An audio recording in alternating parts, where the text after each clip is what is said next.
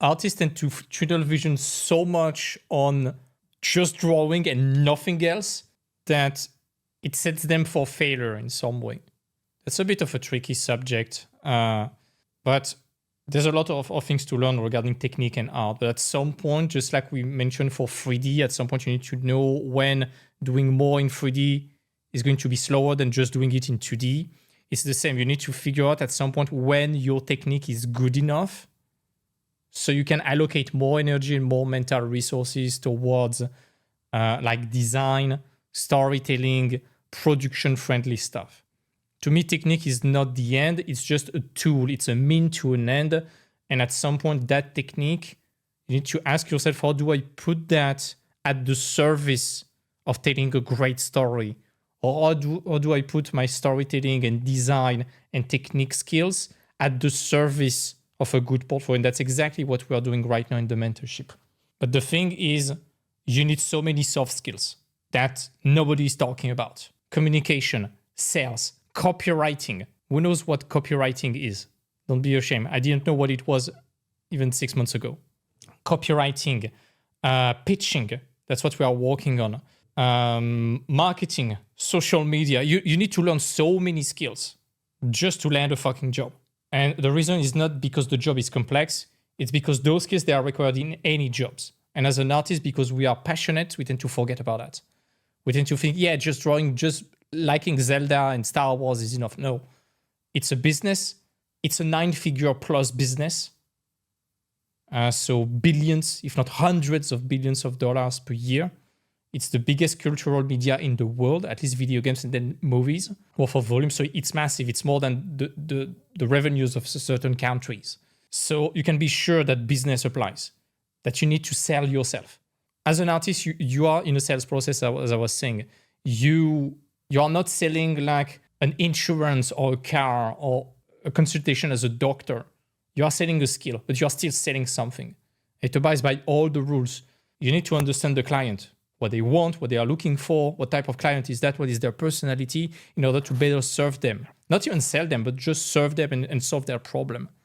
That's exactly what we are doing, actually. We are trying to understand our clients, which is the companies, understand what is their pain point, what is urgent, what do they need to solve, and how to offer exactly that in front of them, to dangle that carrot.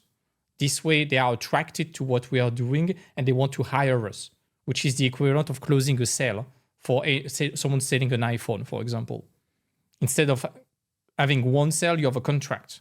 That's exactly the same. So it's a lot of soft skills, and I hope that does not sound too patronizing when I'm talking. That's not my goal. That's why I'm trying to sprinkle a bit of humor and such. But this is super serious business. And just art alone is not enough. We have seen plenty of artists with just art alone, me including when I started. I didn't know that much that. A former teacher of mine told me that, but I did not understand it was marketing and sales. Just art alone can be enough to get a job. But in terms of struggle, just like right now, for example, with the layoffs, a lot of artists, including the big pros, you look at all the pros who are working in the keyframe era in 2022 with crypto gaming and such, they lose their job, they were used to that, they don't know how to bounce back and renew their work. So yeah, it shows that the business aspect is super important. We barely explained the iPhone does this and that. No, they don't care. They want to feel an experience. They want to achieve something. They want to solve a problem.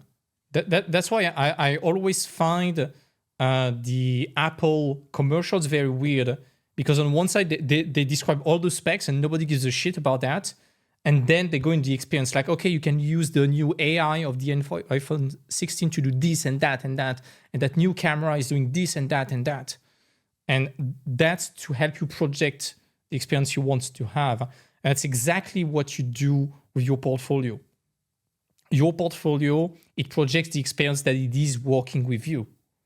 It projects, okay, this artist works this way. These are the features of that artist. This artist is specialized in this and this. This is the way it works. This is the kind of story they like to tell. This is the kind of result and the type of personality they like to inject in it.